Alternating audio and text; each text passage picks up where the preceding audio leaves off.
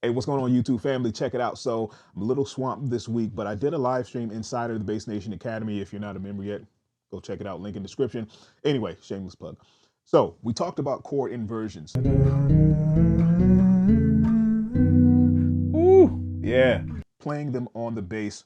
Everything that you need to know.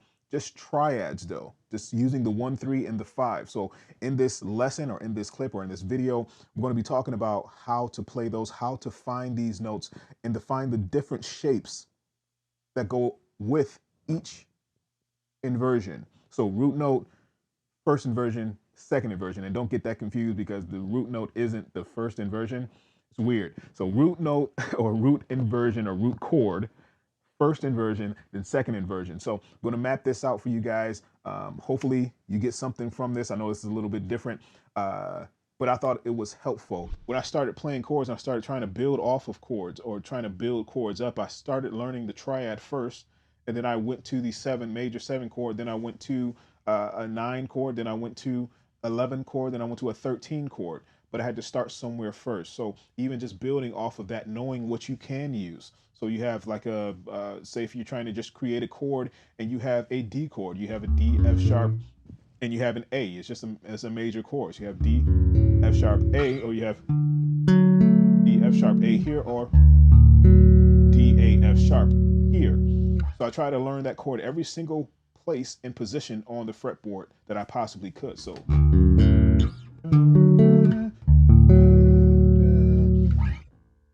with that same exact root note. Okay, so then what I did was I took the inversion of that. I wanted to learn every single root note out of that triad and flip it around. So basically learning the inversions or playing the inversions. So now my F sharp is going to be my bass and the D and the A are going to be my accent notes. Okay, so the D, the A, and the F sharp, that's my root note. That's my root position here. And then I try to flip it. So now the F has to be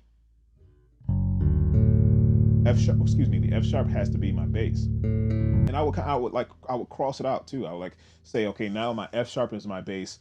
Now the F sharp is done. I got that. Then next I find the D and the A. What's the closest D that I can play, and what's the closest A that I can play, with it still making sense and sounding melodically pleasing. Okay, so my F sharp here. What's the closest D? You might think that D is the closest. I mean, it could be, but it's a little stretch. And then I have an A.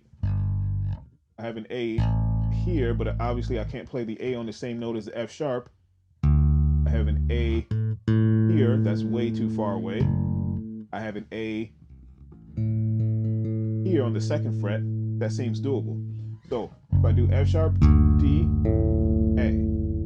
All right, now I have a first inversion. Sorry, I might have said second inversion, but this is the first inversion, F sharp, D, A.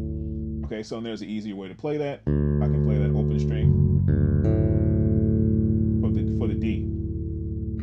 Now next, I would try to play or find that everywhere on the fretboard. So everywhere there was an F sharp, I would try to find that first and play that first inversion using the notes D, F sharp, and A. Okay, so now F sharp, I have to find another F sharp here, F sharp here. So now I have to find a D and an A. So unfortunately, I have an A here close to the F sharp, and I have a D right underneath. And that sounds beautiful. That is the first inversion of D major. Okay, so there's an F sharp there. I will usually try to find these notes, the root notes, on the E string or the A string. Finding them on a D string is a little bit more difficult because you can't really create a 3-note chord just starting on the D or starting on the F. Sorry. Yeah, starting on the D string. I'm thinking about F sharp. But starting on the D string, if you start here, it's harder to build a chord because you don't have any more strings. You only have one more string underneath that one. So I will find an F sharp here, then I find an F sharp here. Obviously, I can play an F sharp here, and I can play the same exact way. But what I choose to do, since I have one string open or left open, I want to move that A an octave higher. It just sounds a little bit better to me. It just opens it up, just opens the chord up that much more. And it sounds a little bit more prettier. A little bit more prettier. That doesn't make sense. It sounds more prettier. That still doesn't make sense. It sounds prettier. We're having some English lessons today. To me, when you spread that chord out, because I can play it the same way, but hey, I have a higher string available. And then if you want to keep going up, you want to find another F sharp. You have a C here, you have a D here, E, F sharp here, the same exact formation. And if you realize, because we have patterns, I say this all the time, because we have patterns on the bass, you have to take that into consideration. You have to really use that to your advantage. The fact that we have patterns is going to be the same exact position here as it is here, as it is here, as it is here. Okay, but it's just a matter of maneuvering the notes to make them sound a little bit, you know, more stretched, as if you have a bass note and then high two notes here. That just sounds better to me for some reason. I like how that sounds, just the contrast between the low note and then the high two notes. Okay, just sounds a little bit better instead of it all crunched up in one place. Okay, you get it? But anyway, so the next step that I would do, those are all the F sharps. Okay, so I will play all the F sharps. So I have D, F sharp, and then A. I already covered D and I already covered F sharp. So now I have to make sure my A is my root note. So I would find all of the A's. So obviously we have an open A string. This would be my practice. I know it probably seems long and boring, but this would be my practice, literally. I would take these chords, try to break them down, and I'm only dealing with three notes, this triad for a chord. Only dealing with these three notes. Just imagine if you're trying to find the inversions for a 7 chord, right? So, or a 9 chord. So just with these three, I would just kind of maneuver my way around. So the A's. So I have A, then I have D, and then I have F sharp. Okay, so find all of the A's.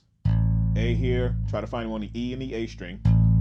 There's an A here, A here, I have an A here, and an A here. Okay, so doom, doom, doom. So 1, 2, 3, 4. Okay, not bad, right? 4 notes. So I have to find the A. So now I gotta find an F sharp. Then I have to find a D. Obviously, I can't play that on the same string, so we have A, F sharp, D here. And that's the second inversion D chord, okay? There's another way to play that. Instead of playing the open A, you can just use that A right on the E string. You have your F sharp here, then you have your D here, and there's your second inversion as well, just fretting that A note. All right, where's the other A? We found an A here. All right, so let's find it again. Let's do this together. So we have an A. Let's do what other notes do we have to find? We got to find a D and an F sharp. So A, D is right underneath in this case, well, in most cases. So we have right underneath, and then an F sharp right here. So second inversion, D major chord. And the thing is, it's just a matter of memorizing these shapes and these forms. Okay, so we have, sorry, you probably heard that in the mic. So we have these shapes. It's really only 2 shapes because you're really just manipulating the 2. You're moving up an octave. So with the F sharp, and we had that shape, right? So for the second inversion, we have that shape and that shape. And I can play that same thing down here. Again, we're just moving that second note an octave higher. We're moving that D up an octave higher. Right? So I usually play all of my chords like this, where they're stretched out a little bit more, just because I like the sound of the contrast. So you'll hear most of my notes sounding like that, especially if I'm playing a root note on the E string. Okay, so we have second inversion here. Where was the other A? Here.